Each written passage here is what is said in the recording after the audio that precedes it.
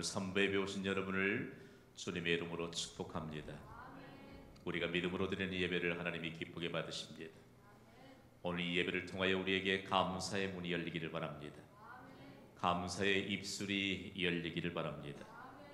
왜냐하면 행복의 분량은 감사의 분량이거든요. 오늘 우리가 감사하며 드리는 예배에 어떤 하나님의 은혜가 예비되었을까요?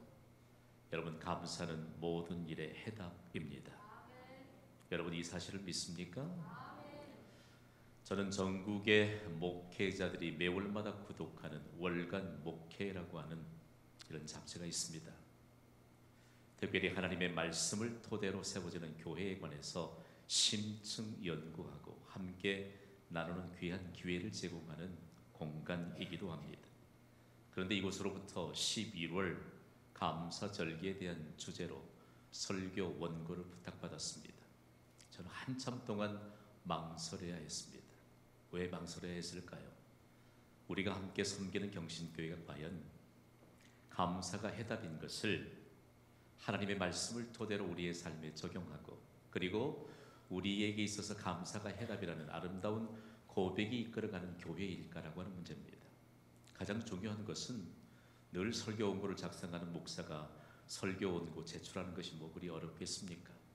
그러나 설교 해설을 요구하기 때문입니다. 그것은 교회와 함께 맞물려가는 하나님의 말씀에 대한, 그리고 하나님이 규정하신 절기에 관한 내용들을 함께 나누고자 하기 때문이지요. 저는 지난 13년 동안의 교회의 역사를 더듬어 보면서 확신을 갖게 되었습니다. 그리고 미루었던 마음이 결정을 하게 되고 원고를 보냈는데 그 원고가 채택이 되어 결국은 게재되었습니다. 제가 이 원고를 준비하면서 목사는 왜 설교해야 될까요? 그리고 왜 성도들이 예배 때마다 설교를 통해 선포되는 말씀을 받아야 할까요? 설교의 의미를 정리하면서 매우 뚜렷하게 이 일들을 평가해주는 결과를 보았습니다. 제가 기고했던 설교의 의미를 짧은 대목만 여러분과 함께 나누기를 원합니다. 설교는 가장 현대적인 용어로 청중들에게 전달되어야 할 하나님의 말씀이므로 현대를 사는 그리스도인들의 삶의 정황 속에서 이해되도록 선포되어야 한다. 특히 절기에 대한 하나님의 명령은 현대인들의 삶 가운데서 적용되어 말씀으로 우리를 지도하시는 하나님의 은혜를 누리도록 방향을 제시해야 한다. 그러므로 설교의 핵심은 하나님께 대한 감사를 잊지 않도록 절기에 대해 규정하신 하나님의 뜻을 따라 감사를 잊지 않는 그리스도인으로 살아가도록 인도하는 데 그 의미를 두었다라고 제가 설교 해설 3개의 부분 가운데 의미를 두었습니다. 여러분, 설교자는 설교를 배우면서 반드시 먼저 설교 해설을 해야 합니다. 그리고 의미를 부여하고, 그리고 말씀이 선포될 때 이 말씀이 과연 교회와 그리고 청중들인 성도들에게 어떤 관계가 있는가라고 하는 사실들을 명확하게 증거해야 합니다. 지난 13년 동안 경신교회는요, 절박한 심정으로 엎드려야 될 많은 과정들이 있었습니다. 여러분, 교회의 절박함, 그 절박함은 무엇으로 드러났을까요? 그 절박함은 하나님께 대한 감사였습니다.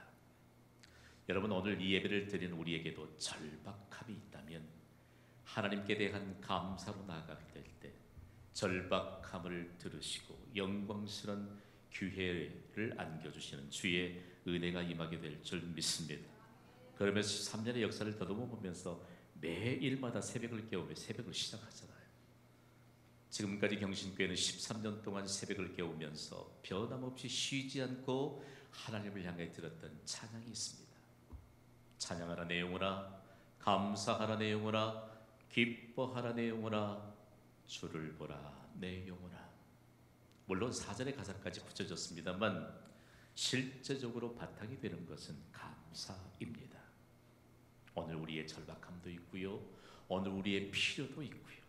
그런데 왜 하나님은 교회를 통해서 이렇게 감사를 생명처럼 우리에게 규정해 내오시고 우리가 섬기는 교회가 감사로 세워지는 교회가 되기를 원하실까요?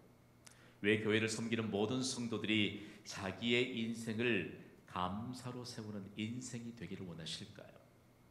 어느 날 좀 영성이 깊은 한 사람이 하나님 앞에 엎드려 기도하다가 그래, 교회는 감사로 세워야지, 그래, 우리의 인생은 감사로 세워야지 라고 하는 어떤 아이디어를 갖게 되었을까요? 그렇지 않습니다. 하나님이 교회의 모든 내용들을 이미 성경에 경험된 하나님의 역사와 은혜를 토대로 감사로 세우는 교회가 되어야 하고, 그리고 감사로 세우는 인생이 되어야 할 것을 모범이 되는 한 교회를 지목하시고 우리에게 소개하십니다. 이 교회 이름 들어보셨나요? 경신교회라고 섣불리 대답하지 마세요. 골로새 교회입니다. 성경에 등장하는 지금은 터키 지역이지만 아시아 지역에 세워졌던 교회 가운데 골로새 교회가 교회를 세울 때 감사로 세웠고, 그리고 자기 인생도 자기가 섬기는 교회와 함께 맞물려가는 감사로 인생을 세웠던 이 모범된 교회를 우리에게 보여주시면서 감사로 교회를 세우는 곳에 하나님의 영광이 충만했던 것을 역사적인 내용들을 토대로 우리에게 가르쳐줍니다. 여러분, 감사로 여러분의 인생이 세워지기를 원하십니까? 여러분의 인생에 하나님의 영광으로 충만하게 될 줄 믿습니다. 교회 오시면 이 단어 선택에 있어서 좀 이해하는데 어려움이 있을 수도 있습니다. 특히 우리말에 하나님의 영광이 가득하다라고 말할 때 이 영광이 핵심인데, 영광은 하나님의 해답입니다. 그런데 하나님의 영광이 충만한 것은 감사로 교회를 세우는 곳에, 감사로 자기 인생을 세우는 곳에 하나님의 영광이 충만해서 여러분, 하나님이 해답을 주신다는 말씀입니다. 저에게는 확신이 있습니다. 오늘 우리가 감사로 세우는 교회, 그리고 감사로 인생을 세우는 이와 같은 일들을 증명할 수 있는 삼부 예배에 하나님의 영광이 충만하여 모든 예배자들에게 해답을 주시는 주님의 은혜가 있을 줄 믿습니다. 이 교회가 어떻게 모범이 되는 교회가 되었을까요? 충격적으로 하나님은 그 교회의 모든 성도들의 모범을 따라서 우리 모두에게 감사하는 자가 되라고 말씀합니다. 여러분, 광주광역시도 어떤 처해 있는 삶의 정황들이 있잖아요. 물어보면 광주광역시 하면 사람들이 그냥 빅고울로 떠올립니다. 무엇이 배경이 되어서 빅고울이 됐을까? 그런데 오늘 성경에 등장하는 골로새라고 하는 도시는요, 아주 역사적으로 유명한 게 한 가지 있었습니다. 거기엔 물이 잘 공급되고, 그리고 포도를 생산하기 아주 적합한 그런 지대였거든요. 그래서 세계에서 가장 최상품의 포도를 생산했습니다. 그랬더니 그 최상품의 포도가 생산되어 가장 질이 좋고 독한 포도주를 만드는 포도주 산업이 발달했거든요. 그러니까 전 세계로 수출해 가면서 골로새라고 하는 도시가 부자 도시가 됐습니다. 그런데 부자 도시가 되면서 도시인들이 휘청거리기 시작합니다. 질 좋은 포도주를 매일 흠뻑 마시면서 이처럼 모두 다 대부분의 사람들에게 딸기코라고 하는 별명이 붙어져 가던 그때에 그곳에 교회가 세워졌습니다. 오늘 삼부 예배를 드리는 예배자들 가운데 혹시 딸기코 별명을 가진 분들은 안 계시겠지요? 여러분, 딸기코라고 하는 별명이 왜 붙었을까요? 포도주에 취하면 오래 간대요. 여러분 모르시지요? 그러니까 그 전날 포도주에 흠뻑 취하면 그 다음날 일어나도 잘 깨지가 않습니다. 이런 정황 가운데 교회가 세워졌는데, 교회가 세워지고 나서 교회를 통해서 한 사람 한 사람이 변화되는데 사람의 생각을 뛰어넘은 하나님의 능력의 역사가 교회를 통해서 일어나게 됩니다. 무엇 때문일까요? 오늘 본문 15절은 그때의 정황을 이렇게 밝혀주고 있습니다. 함께 읽습니다. 시작. 그리스도의 평강이 너희 마음을 주장하게 하라. 너희는 평강을 위하여 한 몸으로 부르심을 받았나니 너희는 또한 감사하는 자가 되라. 아멘. 중요합니다. 감사하는 자가 되었던 골로새 교회의 성도들, 감사하는 자는 과연 어떤 것일까요? 늘 감사가 끊이지 않는 상태를 말합니다. 그렇다면 여러분, 골로새라고 하는 도시의 정황들을 살펴보았는데 이들이 교회가 세워지기 전, 교회가 세워지고도 늘 습관을 따라서 가던 곳이 있었습니다. 참 역사는 흥미로운 대목을 밝혀줍니다. 골로새에 사는 도시인들은 돈이 있는 곳이면 어디든지 갔습니다. 그리고 술이 있는 곳이면 어디든지 갔습니다. 그러니까 저기 돈이 있다라고 하면 함께 그 길을 갔던 것이지요. 술이 있다라고 하면 아무도 사양하지 않고 함께 그 길을 갔습니다. 도시의 정황들을 대략 알 수 있겠지요. 그러나 어느 순간 교회가 세워지더니 그 길을 가지 않고 예수님이 기다리시는 차원이 다른 길을 걸어가는 사람들이 한 사람 두 사람 생겨나기 시작했습니다. 그런데 중요한 것은요, 그들이 교회에 가서 무엇을 배웠느냐라고 하는 것입니다. 골로새 도시인들은 어려서부터 돈 버는 법을 배웠거든요. 누구에게요? 어른에게요. 그리고 술 마시는 법을 배웠습니다. 누구에게요? 어른들에게요. 우리도 어렸을 때 어른들에게 그런 얘기 자주 들었거든요. 술은 누구한테 배워야 된다고요? 우리하고 상관없는 얘기예요. 돈을 버는 법, 술을 마시는 법을 배웠던 그 사람들이 교회에 오더니 전혀 다른 방법을 배웁니다. 따라합시다. 감사를 배웠다. 여러분, 교회는요, 감사를 배우는 축복의 현장임을 믿습니다. 예배는 감사를 배우는 시간입니다. 예배의 장소는 감사를 배우는 축복의 장소인 것입니다. 오늘 우리가 드리는 이 예배를 보세요. 예배는 감사로 드리는 예배입니다. 그러면서 찬양을 통해서도 우리가 감사를 배워요.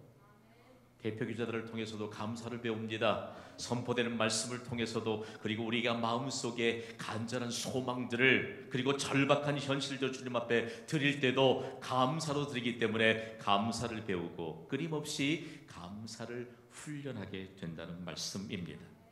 감사가 이처럼 배워짐으로 인해서 그들에게 있어 어떤 일들이 벌어졌을까요? 익숙한 이전의 습관들은 사라지게 되고 감사하는 자가 되었습니다. 오늘 3부 예배를 섬기는 예배자 여러분, 감사를 부지런히 배웁시다. 그리고 감사하는 자가 되기를 주님의 이름으로 축복합니다. 그러면서 이 사람들이 어떻게 충격을 주었을까요? 여러분, 돈을 많이 가지고 있어도 해결하지 못하는 일이 너무 많은 거 아시죠? 골로새라고 하는 도시에 돈이 많았는데 매일 하루를 시작하는 것이 너무 고역입니다. 왜냐하면 포도주를 마셨던, 전날에 마셨던 그 포도주가 깨지질 않기 때문에 하루가 힘겹게 시작합니다. 그리고 불평과 불만, 짜증으로 시작합니다. 술이 안 깨잖아요. 그래서 역사적인 문헌을 보면 연구했던, 그리고 많은 노력과 비용을 들였던 일이 있는데, 어떻게 하면 그 다음날 술에서 말쩡하게 깨어서 맑은 하루를 시작할까 수년 동안 연구했거든요. 많은 비용도 들이고 노력에 모든 것을 다 쏟아부었는데 어떤 결과를 가져왔을까요? 정말 비참한 연구 결과를 가져왔습니다. 술은 술로 깨야 한다. 생각해봐요. 해장국, 해장술, 이거 골로새 교회를 연구하다 보니까 너무 많은 돈을 그곳에 투자하고, 그리고 너무 많은 이 시간을 투자하면서 노력했는데 결과는 술은 술로 깨야 한다. 그런데 여러분, 이런 비참한 삶이 연속되는데 교회를 출입하면서 감사하는 자가 되었던 한 사람 한 사람을 주목해 보았더니 맑은 정신으로 하루를 시작합니다. 에이! 제기를! 이런 불평과 불만으로 시작되는 자신들의 벗어버리지 못한 이런 낮은 차원의 삶을 벗어버린 채 자유함과 평안을 누리면서 교회를 출입합니다. 그들에겐 실로 큰 충격이었습니다. 그러면서 그들을 좀 더 파헤쳐보면서, 이들이 교회를 다니면서 과연 무엇을 하고 있는가, 뚜렷하게 두 가지를 발견하게 됩니다. 먼저 그들은 감사로 교회를 세우는 자들이었습니다. 골로새 교회가 감사로 교회를 세우는 교회가 모범이 되었던 것은 감사를 배우며 감사하는 자가 되었던 한 사람 한 사람으로 말미암아 감사로 교회를 세우는 자들이었던 것을 인류 역사상 모범으로 제시하고 있습니다. 그 근거가 바로 오늘 본문인 골로새서 3장 16절입니다. 함께 읽어볼까요? 시작. 그리스도의 말씀이 너희 속에 3장 16절입니다. 시작. 그리스도의 말씀이 너희 속에 풍성히 거하여 모든 지혜로 피차 가르치며 권면하고 시와 찬송과 신령한 노래를 부르며 감사하는 마음으로 하나님을 찬양하며. 여러 단어들이 배열되어 있지요. 골로새서 3장 16절만큼 하나님이 기쁘게 받으시는 예배를 명확하고 충분하게 해석해 놓은 구절이 없습니다. 여러분, 예배는 감사를 배우는 훈련인 것을 여러분 잊지 않게 되기를 소원합니다. 감사는 저절로 되지 않아요. 우리가 함께 여러 예배자들이 함께 예배를 드리는데 그냥 예배 자리에 앉아 있다고 해서 감사가 훈련되어서 감사하는 자가 되는 것 아닙니다. 감사는 연습으로 인한 결과물입니다. 오늘 이 예배를 통해서도 우리에게 감사가 연습이 되고, 결국은 감사가 어디로부터 연습되어야 하느냐? 하나님께 감사 드리고 하나님이 기뻐 받으시는 예배를 통해서 감사가 연습된다는 사실들을 깨닫고 난 이후에 우리가 교회를 감사로 세운다는 사실들을 우리가 확신을 가지고 이 자리를 떠나게 될 때 우리의 삶의 영역에 우리를 통해서 감사에 합당한 열매를 더해 주시는 주의 은혜가 임하게 될 줄 믿습니다. 교회는 감사의 골조를 세워야 합니다. 교회는 모든 성도들이 감사의 벽돌을 한 켠 한 켠 쌓아 올려야 합니다. 교회를 마감하기 위한 재료마저도 하나님 앞에 예배로 연습된 감사로 단장되어야 합니다. 여러분, 우리 모두가 감사하는 자로, 감사로 교회를 세우는 자가 되도록 우리를 구원하시고 우리에게 은혜를 베푸시고 불가능이 없이는 하나님의 능력을 이 예배 시간에 입혀주신다는 사실을 믿으시면 아멘 하시기 바랍니다. 감사면 충분합니다. 감사로 예배를 세우는 자에게, 감사로 교회를 세우는 자에게 이제는 동일하게 교회를 감사로 세운 것처럼 자기 인생을 감사로 세우는 영광스러운 인생이 되게 하십니다.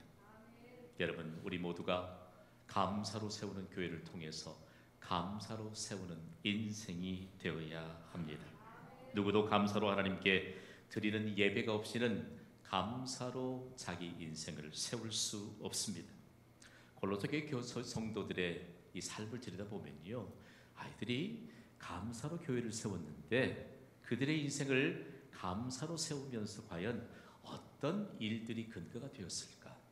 오늘 본문인 골로새 3장 17절은 감사로 인생을 세웠던 골로새 교회 성도들의 일상을 보여줍니다.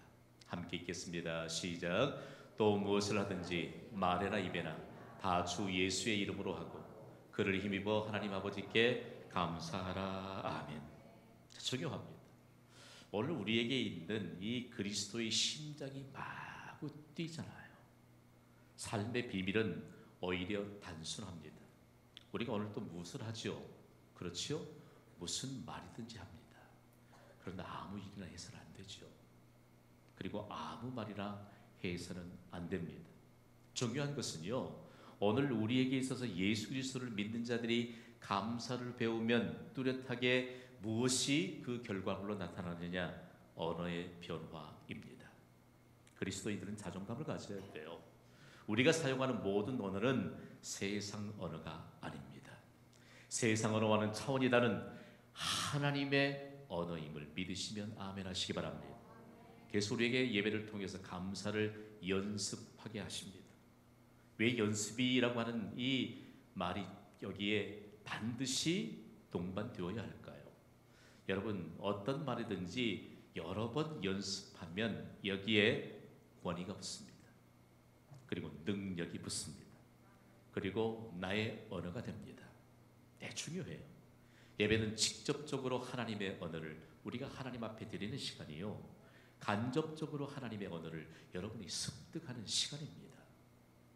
그렇다면 여러분, 오늘 골로새 교회 성도들이 무엇을 하든지 말에나 입에나 다 주 예수의 이름으로 했다라고 하는 것이 바로 이 믿음의 비밀이라는 것입니다. 자, 중요합니다. 여러분, 우리가 무슨 말이든지 할 때 주 예수의 이름으로 한다면 그 입술에서 구사되는 언어는 감사의 언어일 줄 믿습니다. 우리가 무슨 일을 하든지 주 예수의 이름으로 감당하면 그것은 감사의 언어가 될 줄 믿습니다. 세상이 요즘 고개를 갸우뚱한다고 그래요. 세상은 비그리스도인들은 그리스도인을 향한 기대치가 있습니다. 비그리스도인과 그리스도는 다르다는 그 차원을 인정하는 것이지요. 그런데 만약에 우리에게서요, 우리가 배운 대로, 감사를 배운 대로, 감사를 연습한 대로 우리의 언어와 그리고 우리의 말과 우리의 모든 일들이 주 예수의 이름으로 할 수 없다면 우리는 오늘 본문을 좀 더 심각하게 받아들여야 합니다. 말 한마디가 사람의 생명을 살립니다. 천하다 귀한 한 생명을 우리로 함께 감사하는 자가 되어 감사로 교회를 세우고 감사로 자기 인생을 세우는 축복의 인생이 되게 하십니다. 그래서 오늘 우리 모두 다 함께 뛰어난 영성가의 단계에 올라서기를 원합니다. 도대체 무엇을 요구할까? 김 목사가 기독교 역사 가운데요 가장 뛰어난 영성가로 평가받는 사람이 있거든요. 북아프리카의 성자로 불리는 어거스틴입니다. 그가 바울 사도 다음으로 가는 뛰어난 신학자라는 평가를 받기 때문에 그에게는 성자라는 칭호를 주어지게 됐고 그리고 성 어거스틴이라고 부릅니다. 그런데 그의 깊은 영성의 이면을 보면 참 재미있습니다. 여러분, 어거스틴의 아내가 어거스틴을 잘 믿음으로 내조해서 그가 뛰어난 영성가가 되었을 것이라는 섣부른 짐작을 하지 마세요. 어거스틴의 부인은 소문난 악처였습니다. 어거스틴이 개종하고 회심하고 난 이후에 성자로 칭함받는 그런 인생을 살 때 가는 곳곳마다 사람들이 모여들었습니다. 그리고 진리의 말씀을 함께 나누고 그리고 배우고 가르치는 현장이 됐지요. 길거리에서 그 사람들 틈에 둘러싸여 있는 어거스틴을 향해 어김없이 주먹으로 머리를 휘갈겼던 사람이 어거스틴의 아내였습니다. 그건 보통 일이었고요. 잡아뜯고 하는 이런 악행으로 소문난 사람이 어거스틴의 아내였습니다. 생각해 보니까 뛰어난 영성을 가졌던 어거스틴이 그저 그런 영성가가 된 것은 아니더라고요. 그럼 우리도 모두 다 악처를 만나야 되고 아주 악한 남편들을 만나야 될까요? 아닙니다. 어거스틴은 그런 악처였음에도 불구하고 감사를 잃지 않았습니다. 오늘 우리가 예배자로 산다는 것은 잠시도 감사가 끊이지 않는 삶을 산다는 것을 구체적으로 예배를 통해서 세상을 향해 증명하는 것입니다. 그렇다고 우리가 화도 내지 않고 그렇다고 우리가 그냥 성질 없는 사람처럼 그렇게 사는 인생이 아니라는 것입니다. 중요한 것은 우리의 의지가 꺾이고 우리의 자존감에 이 무너지는 그 상황 가운데 슬픔이 너무 커서 감당할 수 없는 상황 가운데서 또 감사를 잃지 않는다는 사실입니다. 오늘 이 예배에 우리의 어떤 상황 속에서도 감사를 잃지 않는 자들로 견고하게 세워지기를 주님의 이름으로 축복합니다. 그래서 하나님은 이 일을 위해서 감사의 절기를 성경에 규정해 놓으셨습니다. 그리고 이 감사의 절기가 신약시대에 와서 매번 매주일마다 예수 그리스도께서 부활하시고 승리하신 주일에 축제의 절기인 주일로 지키도록 오늘 이 시대에도 여전히 주일은 감사의 절기로 하나님께 드리면서 우리에 대한 감사가 세상을 향해 그대로 드러나야 될 것을 말씀하셨습니다. 여러분, 우리가 하나님 앞에 감사하는 자로 세워지고 있음을 믿으시면 아멘 하시기 바랍니다. 이것이 세상으로 드러나야 합니다. 이것이 바로 감사절의 정신이요, 오늘날 우리가 지키는 절기인 추수감사절의 정신입니다. 한국교회는 대략 11월 셋째 주일을 추수감사절로 지킵니다. 구약의 감사절기를 그대로 계승받아서 지키는데 감사절에는 뚜렷한 정신이 있음을 알아야 합니다. 함께 따라하시죠. 하나님께 감사, 이웃과의 나눔. 자, 중요합니다. 이 감사와 나눔은 서로 뗄 수 없는 불가분의 관계입니다. 마치 동전의 양면처럼 뗄 수 없는 그런 관계인 것이죠. 그런데 이 일들을 예수님이 배고픈 자들을 2만 명이 넘도록 회집해 있는 빈들에서 이 사실들을 명확하게 보여주셨습니다. 여러분, 사람이 전혀 출입하지 않는 곳이 있죠. 그것은 빈들입니다. 예수님이 빈들에서 배고픈 사람 2만 명, 장정만 5천 명이고 거기 모였던 사람이 2만 명을 웃도는 그 사람들을 배불리 먹였던 그 현장을 조명해 보면요, 그곳엔 사람이 가지 않아야 될 곳입니다. 갈 필요가 없습니다. 그런데 더욱이 배고픈 시대를 살았던 배고픈 사람들이 예수님이 베푸시는 기적을 보고 예수님이 주시는 이 말씀에 대한 사모함 때문에 예수님이 가신 빈들까지 옮겨간 것입니다. 그런데 그곳에서 만일 그들의 굶주린 배가 채워지지 않으면 자신들의 삶의 현장으로 되돌아갈 만한 기운마저 없던 그런 때에 예수님은 제자들에게 너희가 먹을 것을 갖다 주라고 말합니다. 방법이 없습니다. 그런데 재미난 정황들을 그 군중들 속에서 볼 수 있거든요. 유대인들은 자신의 집을 떠나면 점심때가 되든지 저녁때가 되든지 집이 아닌 다른 곳의 식탁대를 만나면 식사를 해결하기 위해서 휴대용 바구니를 메고 다녔습니다. 그러니까 요즘으로 말하면 도시락이죠. 그런데 그들이 예수님을 따라갔지만 배가 고픈 시간이 다가와서 도시락을 열어봐도 아무도 그 도시락 안에는 먹을 음식이 없습니다. 그런데 오직 한 소년의 그 바구니 도시락 안엔 가난한 자들의 식사인 보리떡 5개 그리고 아주 작은 물고기 2마리가 담겨져 있었습니다. 그런데 이 소년이 예수님께 자신의 배를 채워줄 만한 유일한 양식을 예수님께 드렸습니다. 그 현장을 마가복음 6장 41절은 이렇게 증가합니다. 함께 읽어보겠습니다. 시작. 예수께서 떡 5개와 물고기 2마리를 가지사 하늘을 우러러 축사하시고 떡을 떼어 제자들에게 주어 사람들에게 나누어 주게 하시고 또 물고기 2마리도 모든 사람에게 나누심에 다 배불리 먹고 아멘. 여러분 보십시오.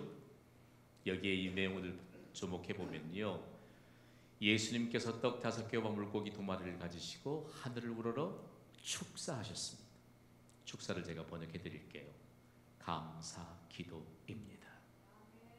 수많은 군중들이 모여 있어서 지금 배가 고픔에도 불구하고 예수님은 보리떡 5개와 물고기 2마리 한 끼 한 사람의 식량을 가지고 감사하며 기도하셨습니다. 그랬더니 보리떡이 산더미같이 쌓였나요? 그랬더니 물고기가 산더미같이 쌓였나요? 아니요. 예수님은 보리떡 5개, 물고기 2마리를 그대로 든 채 제자들에게 나누어 주셨습니다. 그리고 예수님이 제자들에게 나누어 준 것처럼 나누어 주라고 했습니다. 그랬더니 모두 다 먹고 배가 불렀습니다. 그리고 남았습니다. 12바구니를 거두었습니다. 이 현장에 우리가 놓쳐서는 안 될 것은 이들이 감사와 나눔의 의미를 실제로 배웠다는 사실입니다. 감사는 무엇일까요? 함께 읽고 우리 의미를 좀 이해할까요? 시작. 감사란 하나님이 지키시고 돌보신다는 신앙의 표현이다. 여러분, 우리의 건강 우리가 지킬 수 있으면 얼마나 좋겠어요. 저는 건강이 약한 성도들을 위해 기도할 때면 가슴이 저려워요. 우리가 지금은 건강할지라도 우리의 건강을 지킬 수 있는 분은 오직 하나님이심을 믿습니다. 그분은 우리가 지난밤에 단잠을 잤지만 그분은 졸지도 아니하시고 주무시지도 아니하시고 우리를 권능의 날개 아래서 지키셨습니다. 우리가 소유하고 있는 모든 것 우리가 지킬 수 있을까요?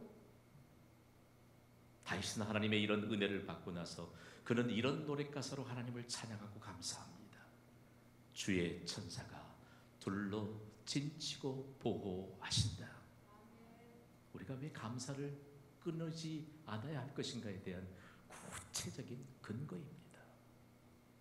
감사를 입으로 하는 게 아닙니다. 감사는 하나님이 지키시고 돌보신다는 신앙의 표현입니다. 하나님이 계시지 않으면 감사라고 하는 단어는 의미가 없는, 가치 없는 그런 한마디의 단어에 불과합니다.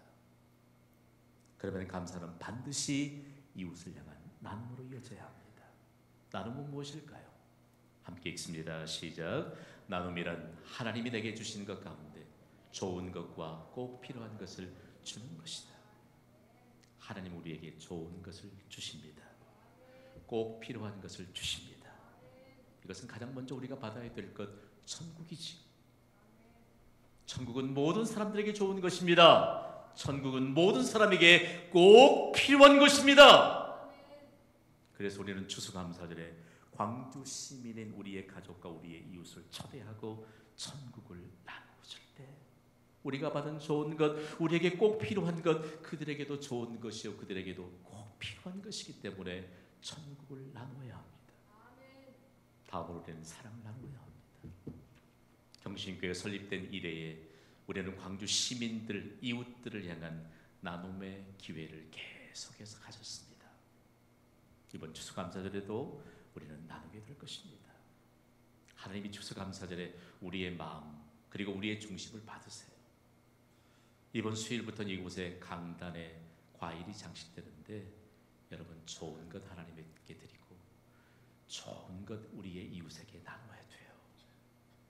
우리 교회 주변에 있는 아파트 경비원으로 수고하시는 분들에게 우리는 해마다 하나님께 드린 좋은 과일들을 다 종류별로 한꺼번에 담아서 여러 개의 백을 만들고 주님의 이름으로 그들에게 전달합니다.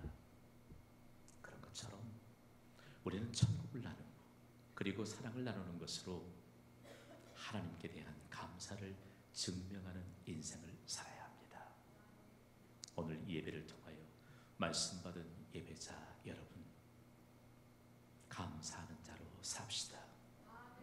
그리고 우리 함께 감사로 교회를 세웁시다. 그리고 자기 인생을 감사로 세웁시다. 일평생 감사할 일들이 끊이지 않고 축복의 기회를 놓치지 않는 영화로운 인생을 살아가게 될 줄 믿습니다. 이 인생으로 단장되시기를 주님의 이름으로 축원합니다. 이 시간 우리 찬양으로 오늘 받은 말씀을 하나님께 올려드리겠습니다.